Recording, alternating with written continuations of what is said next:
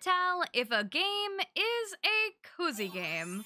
Well, I'm not the cozy game gatekeeper, but for me, and I think a lot of other cozy gamers, something that is so important to me in deciding if a game truly feels cozy, it fits the vibe, is by looking at its visual style. And in cozy gaming, there is a visual style that is very popular.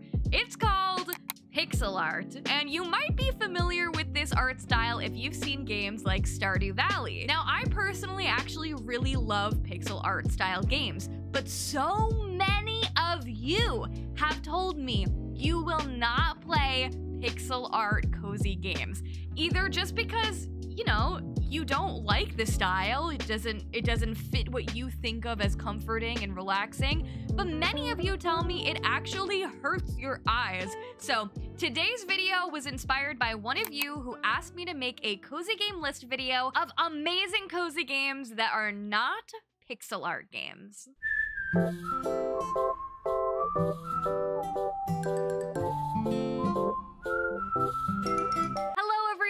Welcome back to my channel. If you're new here, hi, my name is Payton. It is nice to meet you. It is nice to see you, and welcome to the corner. Now, it was too easy for me to just make a list of non-pixel art games because, you know, not every game ever is pixel art. There are quite a lot of games that are not pixel art games. So instead of just doing games that aren't pixel art that I like, I've decided to do a cozy game list, non-pixel art games, but of games that I think have a particularly satisfying visual style, and I've tried to give you a wide range of different art styles with different looks and different vibes, so hopefully there's something in here that everybody can enjoy.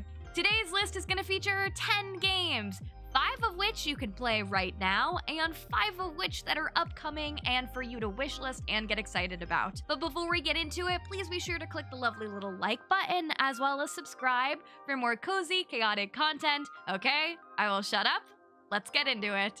This is a game that I saw many months before it came out, and just from the little glimpses I saw of the artwork, it became a game that I followed and stuck with and became really interested to finally check out because it just grabbed me from the stills that I saw of it.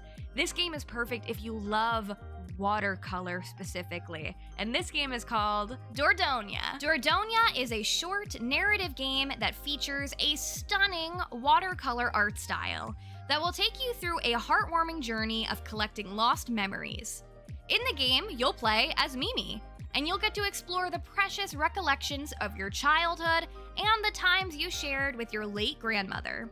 As the past meets the present, you'll confront your adult choices with fond memories to uncover lost family secrets. DORDOGNE is such a sweet game. It's definitely on the shorter side, but it is definitely an experience worth taking.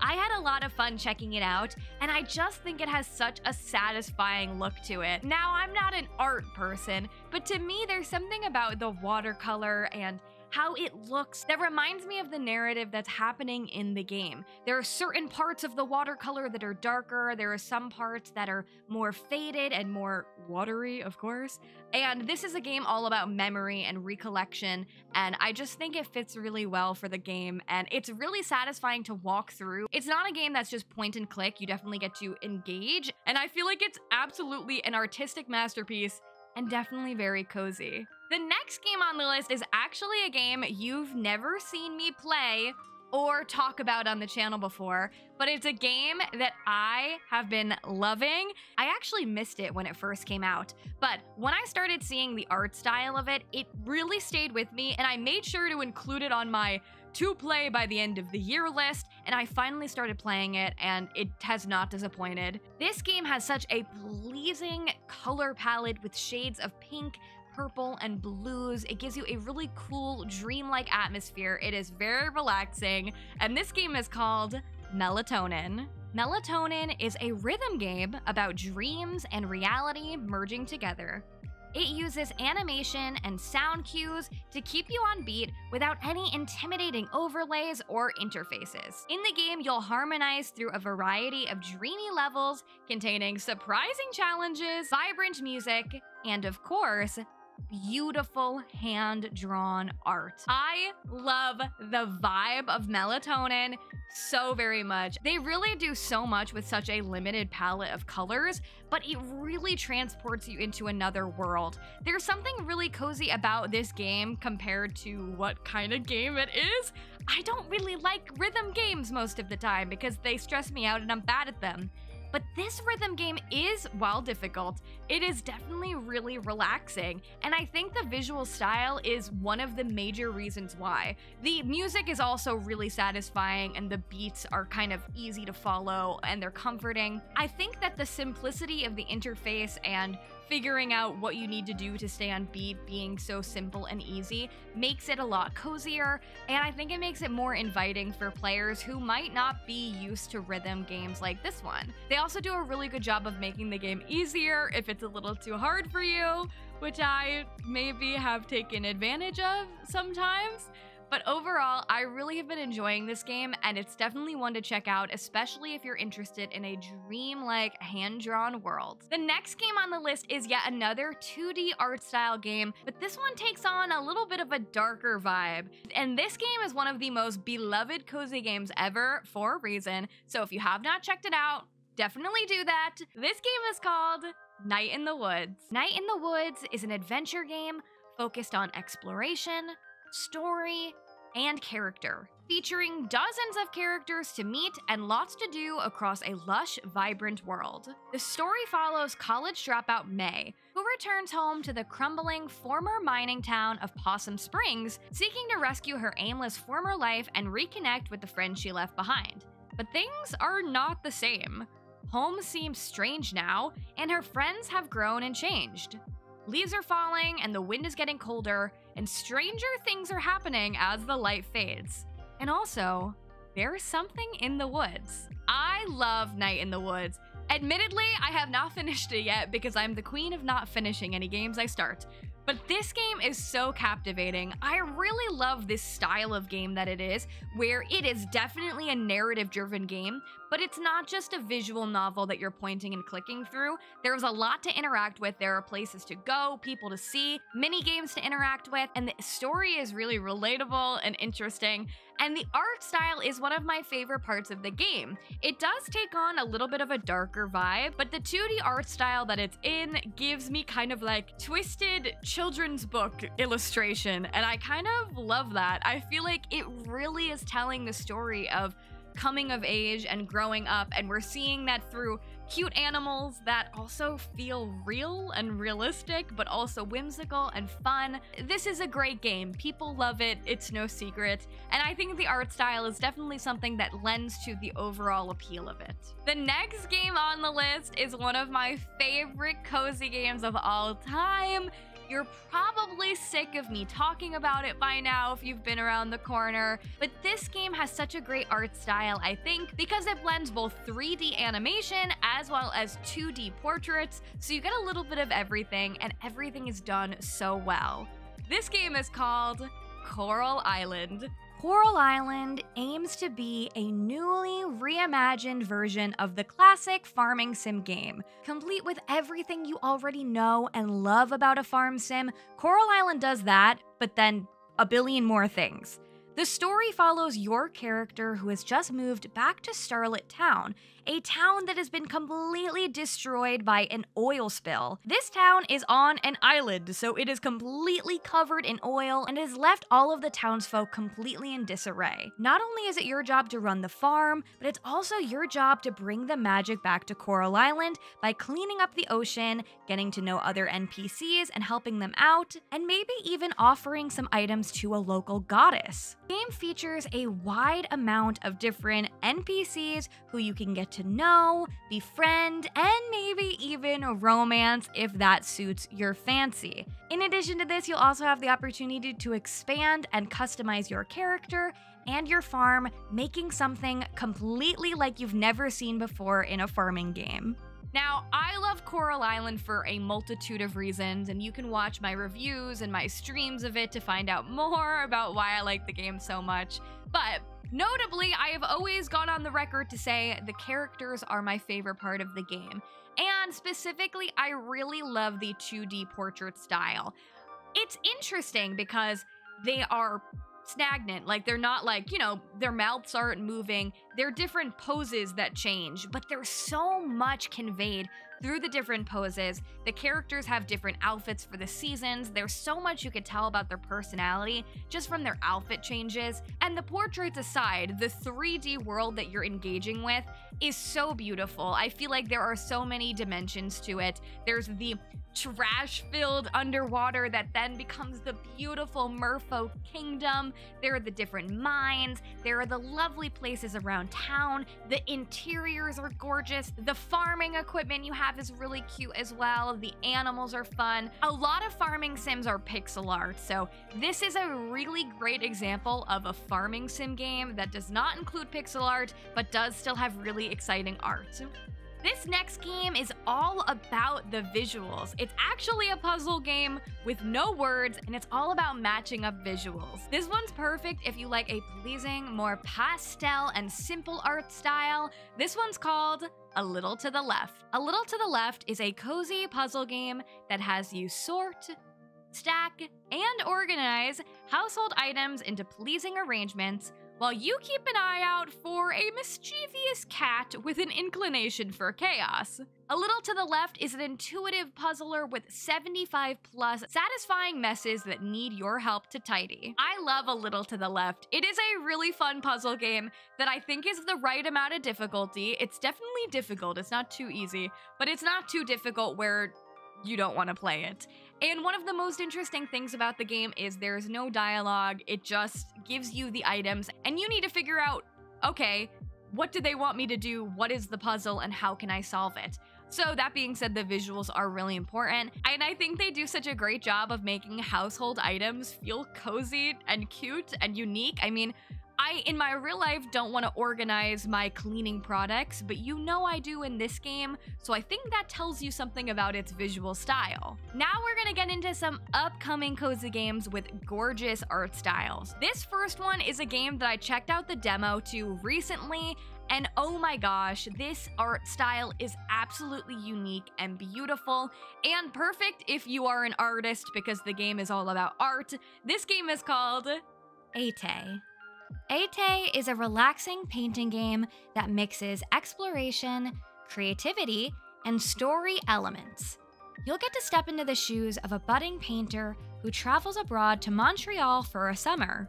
You'll get to unleash color with your paintbrush to explore the city and capture its everyday wonders on canvas, while also getting to befriend locals by fulfilling their inspiring commissions or preparing an original expo in your very own art studio.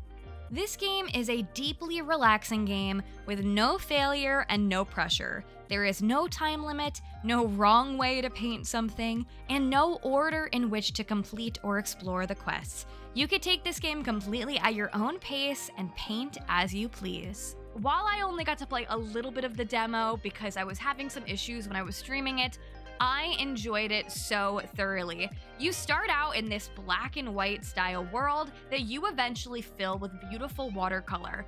And not only this, but you actually can paint in the game as well and make paintings. So you're painting the world around you, but then also painting different things in the game. This game is going to be such a fun game. I think it's going to be such a relaxing one. In the short time I had with it, it's definitely stuck with me. I definitely have my eye on it for 2024 when it comes out. The next game on the list might just be my favorite of the 3D upcoming cozy games. This one has a 3D art style, and it is so vibrant, so fun, so whimsical, and just gives me good vibes whenever I look at it. And this game is called Go-Go Town. In Go-Go Town, you play as a town's mayor, and it's up to you to breathe life back into a rundown town. In the game, you'll construct shops, hire staff, automate deliveries, and attract tourists to the town, all while managing infrastructure and avoiding catastrophes. And of course, there is quite a bit of customization, as you'll get to make this town look however you like. I've been seeing footage of Go-Go Town for a while now. I still haven't had a chance to play it myself from any of their past playtests, but I'm really excited about this game. I love the style of this one so much because sometimes I feel like 3D games can look bulky and strange to me. I think I do probably prefer 2D games on a whole, but the art in this 3D game, I think, looks just so pleasing. And I love that it's not realistic. I love that the characters definitely have their own style. It seems like there is quite a bit of customization. I love the color palette of the game. And I just think it's going to be a really fun one when it comes out. The next game on the list is yet another very pleasing 3D art style game, and this one's going to include a lot of nature as it is an open world game. And this game is called EUROPA. EUROPA is a peaceful game of adventure, exploration, and meditation. On the moon Europa, a lush terraformed paradise in Jupiter's shadow, an android named Z sets out in search of answers. In the game, you'll get to run, glide, and fly across the landscape, solve mysteries in the ruins of a fallen utopia, and discover the story of the last human alive. As you travel, you'll gradually upgrade the capabilities of your jetpack, boosting yourself further through the air until you can flow freely into the sky. I think EUROPA has such a beautiful style to it. I'm not sure exactly how deep the storyline is going to be, as pretty much the vibe I get from it is it's a lot of exploration and flying and getting to know this open world on the moon. I think the sky looks beautiful. I love the fact that you can be on a jetpack, and the color palette already feels triumphant, exciting, and of course, relaxing. The next game on the list has one of the most unique art styles I've ever seen. I think this one is going to be so much fun. I am obsessed with how the characters look. This one is called Echoes of Plum Grove. Echoes of Plum Grove is a casual, cozy farming simulator where your decisions have consequences.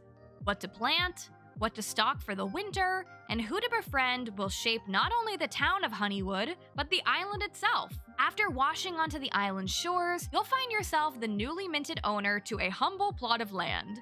It's your job to pull up your sleeves, grab your tools, and get to work building a farm that will not only last a lifetime, but will span generations. Building relationships is actually at the core of this game, because as you grow your family tree and your original character perishes, you'll get to start playing as someone else completely different within your family, meaning that you can really span this game generation to generation. Echoes of Plum Grove not only has a super interesting premise, but I love the art style. It's like I don't know if this is the right classification, but it's like a 2.5D style. So you see the backdrop is all 3D, but then the characters are like illustration 2D style.